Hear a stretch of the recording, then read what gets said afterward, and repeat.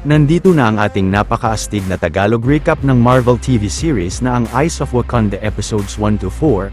Ang palabas na ito ay isang sci-fi action adventure na na-release ngayong buwan ng Agosto at siguradong ikatutuwa niyong lahat panoorin mga Juan. Mag-relax na at mag-enjoy sa ating malupit na Tagalog film recap at simulan na natin.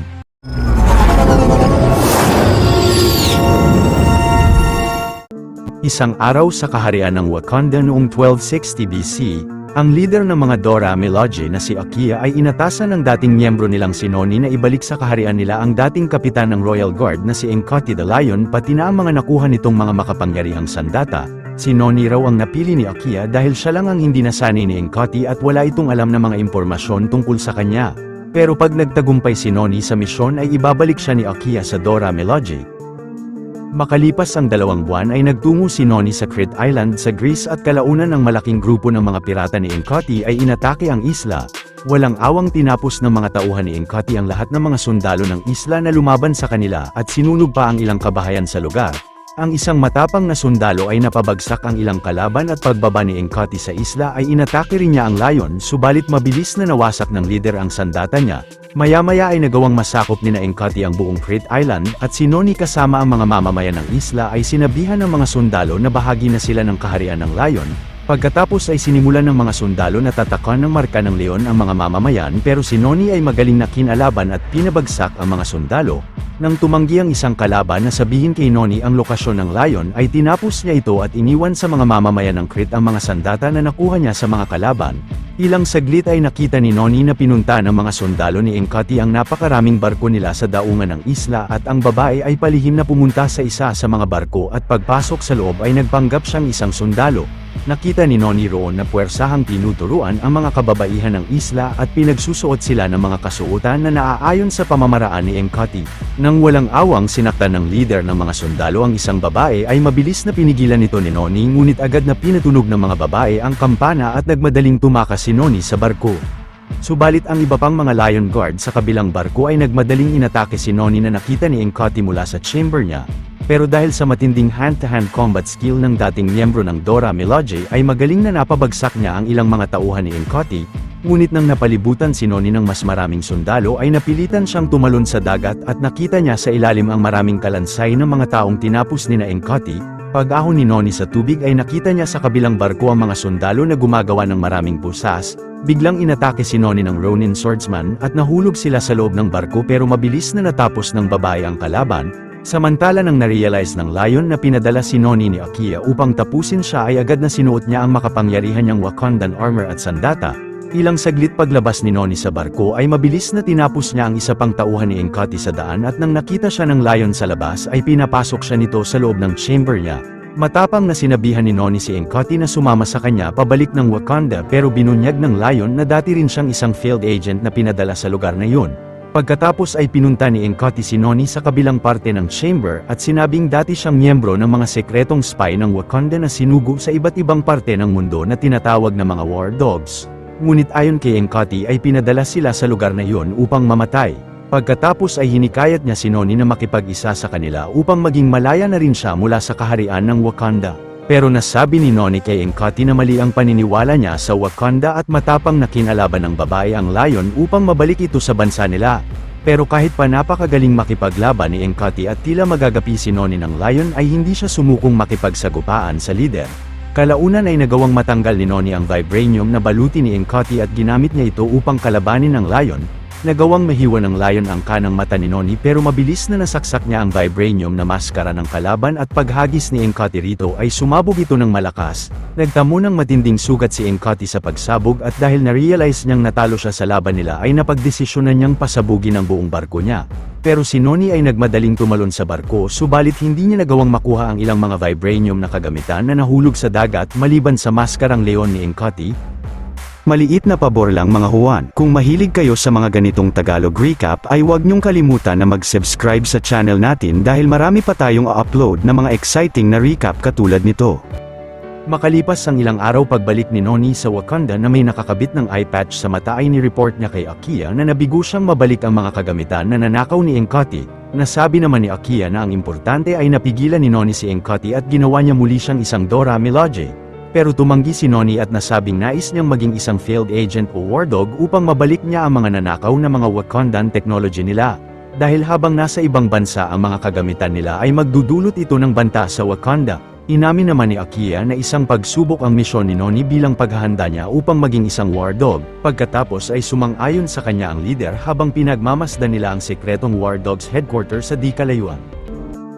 Makalipas ang ilang taon sa Greece kung kailan kasalukuyang nagaganap ang Trojan War sa Troy, si King Odysseus ay sinugo ang mandirigmang si Achilles at ang mga Myrmidon na palihim na pasukin ang kastilyo ng Troy, habang ang iba pang Griegong sundalo ay matapang na sinugod ang tarangkahan ng kastilyo dala ang kartilya nila upang wasakin ang malaking gate.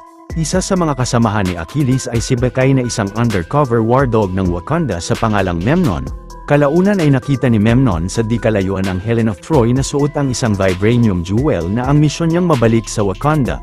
Samantala patuloy na winasak ng mga Griego ang tarangkahan habang inaatake sila ng mga archer ng palasyo, ngunit sina Achilles ay napansin ng mga Trojan soldiers at napilitan silang kalabanin ng mga ito kasama ang mga Myrmidon.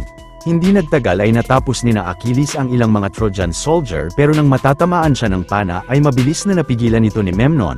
Subalit dahil napabagsak ang mga sundalo nila sa kartilya at napalibutan sina Achilles ng mas maraming Trojan soldiers ay mabigat ang kalooban na pinag-utos ni King Odysseus na paatrasin ang grupo mula sa palasyo ng Troy. Pagsapit ng gabi ay palihim na ginamit ni Memnon ang vibranium na gadget niya upang mapagaling ang sugat sa kamay. Ilang saglit si Achilles ay nasabi kay Memnon na tila nawawala na siya ng pag-asa dahil karamihan sa mga na-recruit niya ay nasasawi sa gera. Pero nasagot ni Memnon na sumali sila sa hukbo ni Achilles dahil sa pag-asang mababalik ang tahanan nila at dahil tinuturing niya silang pamilya. Subalit si Pharaoh ay nasabing hindi nila dapat pagkatiwalaan si Memnon dahil isa siyang tagalabas at posibleng isang espiya ng mga Trojan. Pero nasabi ni Achilles na 9 na taon na mula nang sumali si Memnon sa hukbo nila at hindi na mabilang ang mga naligtas niyang mga kasamahan nila. Kaya't pinagkakatiwala ni Achilles kay Memnon ang buhay niya katulad ng pagtiwala niya sa kanilang lahat.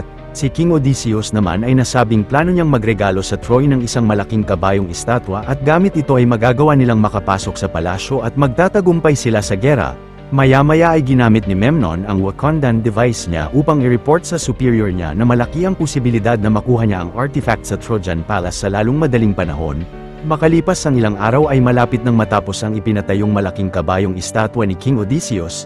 Kalaunan ay naisipan ni Achilles na ibigay kay Memnon ang kwintas na niregalo ng ina niya sa kanya dahil sa lahat ng nagawa ng lalaki na kasama siya.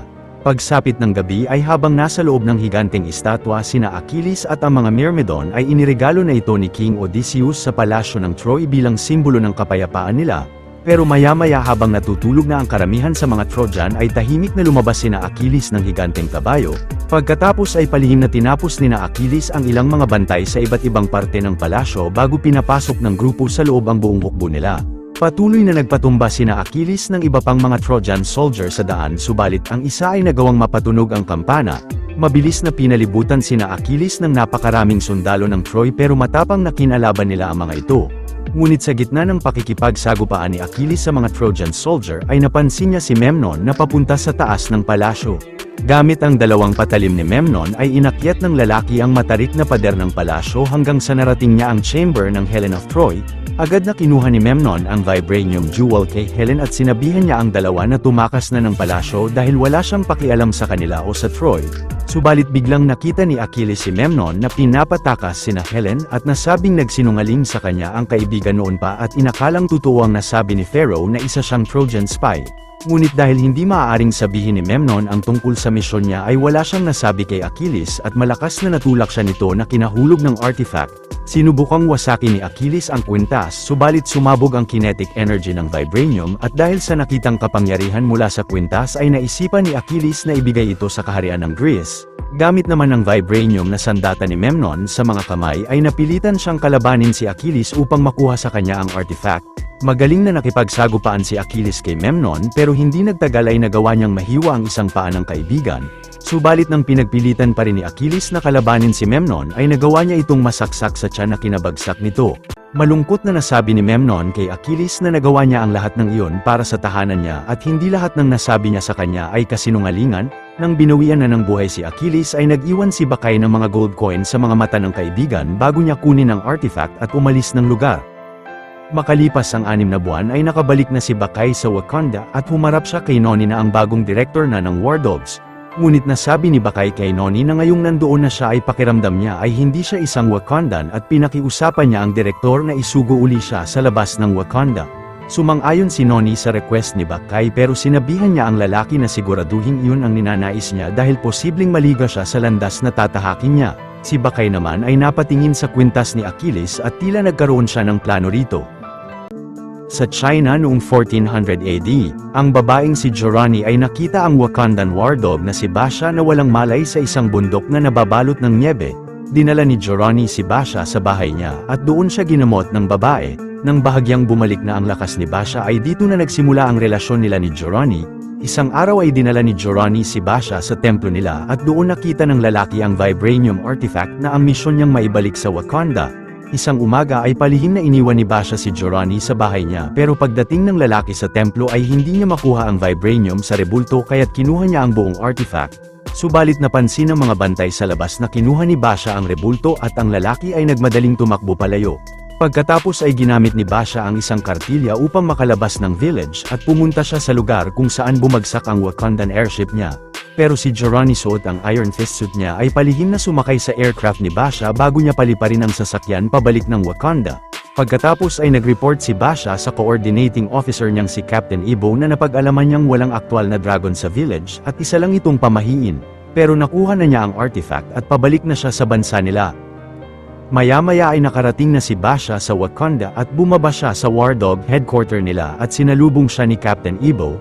Tila hindi natuwa si Ibo sa katagumpayan ng misyon ni Basha dahil pati ang estatwa ng dragon ay kinuha rin niya na posibleng magdahilan ng problema sa kanila. Ilang saglit pagpunta nila sa Artifact Gallery ay hinihintay na roon si Basha ni High Counselor Rekim ngunit nadismaya ito sa nadala niya. Pinaliwanag ni Basha sa High Counselor na ang vibranium ay malalim na nakakabit sa estatwa kaya't napilitan siyang kunin na rin ito. Samantala nang sinuri ng isang technician ng airship ni Basha ay mabilis na inatake ito ni Jorani mula sa loob. Kalaunan paglabas ni Jorani sa airship ay inatake niya rin sa daan si Captain Ibo at tinanong sa kanya kung nasaan si Basha. Nang tumanggi ang kapitan ay sinipa ito ni Jorani sa kabilang silid at inatake siya ng napakaraming War Dog field agents mula sa cafeteria ng headquarter. Gayunpaman ay buong lakas na kinalaban ni Jorani ang mga War Dogs sa paligid gamit ang malupit na combat skills niya at kalaunan ay nagawa niyang makalabas ng cafeteria. Samantala ang isang tauhan ay sinabihan si Basha na kanina pa hindi nagre-report ang technician na nagsuri sa airship niya at ilang saglit ay nakabangga niya sa daan si Captain Ibo. Pagkatapos ay narinig nila sa di kalayuan na ni-report ng mga War Dog agents sa High Counselor na may isang intruder na nakapasok sa headquarter nila. Pero si Rekim ay na-realize na si Basha ang nakapagpapasok sa intruder dahil siya ang huling pumasok sa Wakanda kaya't pananagutan ito ng lalaki at ng coordinating officer niya. Si Basha naman ay hinikayat si Captain Ibo na pigilan ang mga tauhan ng counselor na tugisin ang intruder at sila na ang mag-ayos sa sitwasyon. Pagkatapos ay naisipan ni Ibo na i-activate ang alarm ng weapon stockroom nila upang malinlang ang mga tauhan ng High Counselor. Kalaunan ay nahanap ni Basha ang intruder subalit nang nagawa niyang matanggal ang maskara nito ay laking gulat ng lalaki na makitang ito pala ay si Jorani. Pinaliwanag ni Jorani na tinulungan niya si Basha upang alamin ang pakay ng lalaki sa village nila at ngayon ay nalaman niyang para sa lugar na yun pala ang misyon nito. Ngunit labis na kinainis raw ni Jorani ang pagkuha ni Basha ng estatwa nila at mabilis na tumalon siya sa isang orange maglev platform upang makapunta sa lokasyon ng artifact. Si Basha naman ay nagmadaling hinabol si Jorani mula sa dalawang maglev train platform ng headquarter pero hindi nagtagal ay nagawa siyang mahulog ng babae sa isa pang platform. Pagkatapos ay mabilis na nagtungo si Jorani sa Artifact Gallery at agad na sinundan siya ni Basha sa pasilidad. Pinaliwanag ni Basha kay Jorani na ang nilalaman ng estatwa ay ninakaw sa Wakanda ilang libong taon na ang nakakalipas at pinigilan niya ang babae na makapasok sa pangalawang pinto ng gallery. Subalit kahit pa buong lakas na dinipensahan ni Basha ang pinto ay napakagaling na kinalaban siya ni Jorani gamit ang matinding martial arts skill ng babae.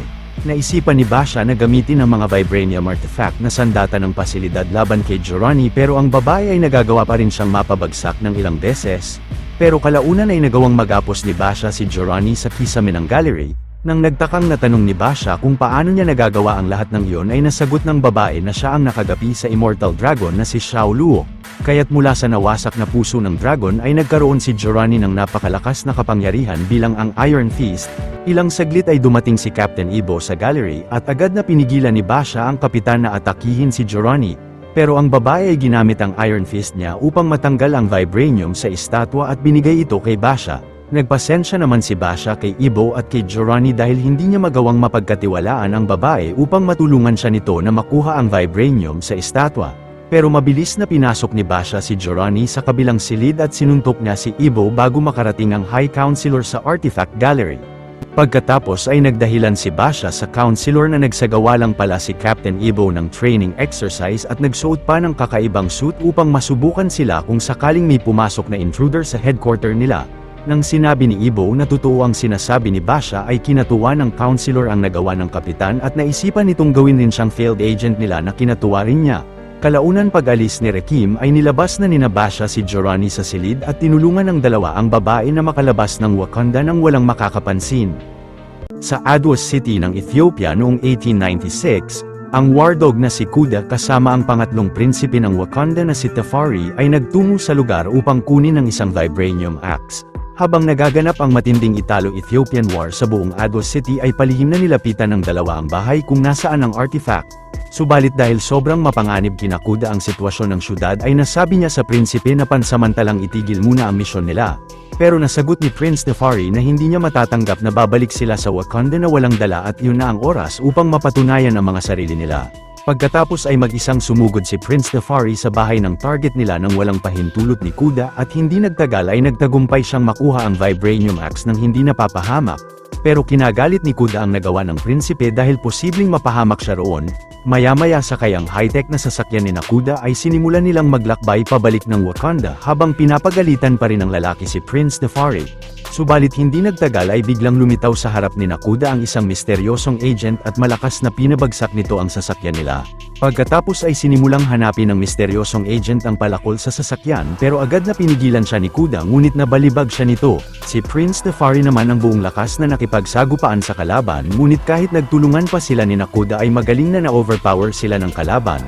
Hindi nagtagal ay nagawang magapos ni Kuda at Tefari ang kalaban pero binunyag nitong isa siyang Wakandan mula sa hinaharap. Hindi pinaniwalaan ni Kuda ang babae pero pinakita niya sa isip ng dalawa ang pinanggalingan niyang panahon ng Wakanda 500 taon mula sa panahon nila. Dahil hindi nakipag-isa ang Wakanda sa buong mundo ay halos nawasak ang bansa nila at ang mundo sa pag-atake ng mga alien na tinatawag na ang The Horde. Bilang ang reyna ng Wakanda at huling Black Panther na kasama ang mga Dora Milaje ay napagdesisyonan niyang gamitin ang kanilang quantum scanner upang bumalik sa nakaraan at upang maayos ang panahon nila. Pagkatapos ay sinimulang hanapin ng future Black Panther sa iba't ibang panahon ang posibleng naging dahilan ng pagkawasak ng panahon nila. Hanggang sa nalaman ng Black Panther na ang vibranium axe na nakuha ni Tefari ay ang nakatakdang makuha ni Eric Killmonger sa 21st century na magreresulta kay King T'Challa na buksan ang Wakanda para sa buong mundo. Dahil sa nagawa ng hari ay makikipag-isa ang Wakanda sa mga bansa at magagapi nila ang Horde kaya't dapat na mabalik ni Kuda ang axe bago matapos ang gera sa Adwa. Nang hindi pa rin pinaniwalaan ni Kuda ang reyna ay sinabi niyang alam niya na ang ina ni Tefari ay kasalukuyang pinagbubuntis ang babaeng kapatid niya. Ilang saglit ay biglang naglaho ang future Black Panther pabalik ng panahon niya at kahit pa hindi na kaya ng katawan ng reyna ay sinabihan niya ang mga Dora Milaje na babalik uli siya sa nakaraan. Subalit ang mga alien ay nagawang mahanap at mapasok ang sekretong laboratory ng reyna at matapang na kinalaban ng Black Panther ang mga ito kasama ang mga Dora Milaje. Samantala si Prince Tefari ay nasabi kay Kuda na totoo ang nabanggit ng Black Panther dahil ang reyna nila ay kasalukuyang nagdadalang tao na tanging ang royal family lang ang nakakaalam. Pagkatapos ay hinikayat ng prinsipe si Kuda na ibalik nila ang axe sa Adwa upang hindi lang nila maligtas ang Wakanda kundi ang buong sangkatauhan.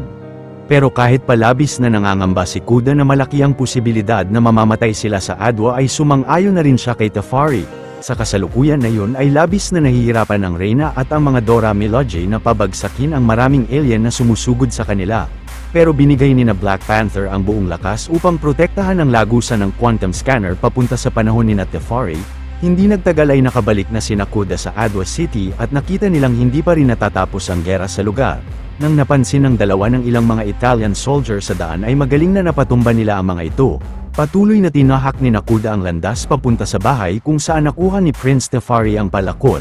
Subalit nang babagsakan ang prinsipe ng isang watchtower ay tinulak ni Kuda si Tefari at siya ang nabagsakan ng mga malalaking debris. Pero si Kuda ay kinumbinsi ang prinsipe na magpatuloy sa misyon nila at mabigat ang kalooban na sinunod siya nito. Samantala ang mga Dora Milaje ay unti-unting napapabagsak ng mga dambuhalang alien hanggang ang future Black Panther na lang ang natira pero binigay ng Reyna ang natitirang lakas upang pigilan ang mga nilalang.